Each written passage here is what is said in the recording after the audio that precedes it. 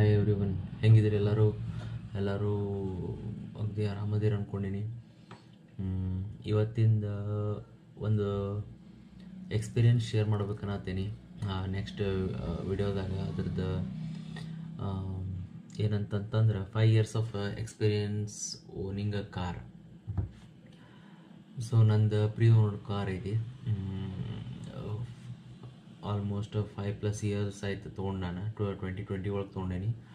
So ಅಲ್ಲಿ ತೊಗೊಂಡಿದ್ರಿಂದ ಹಿಡಿದು purchasing the ಕಾರ ಟಿಲ್ ನಾವು ನನಗೆ ಏನೇನು ಖರ್ಚು ಮಾಡೀನಿ ಅದ್ರ ಮೇಲೆ, ಸೊ ಅದ್ರ ಬಗ್ಗೆ ವಿಡಿಯೋ ಮಾಡ್ಬೇಕನ್ನತ್ತೀನಿ. ಅದರೊಳಗೆ including every point to point ಎಲ್ಲನೂ ಹಾಕ್ಬೇಕನ್ನತ್ತೀನಿ.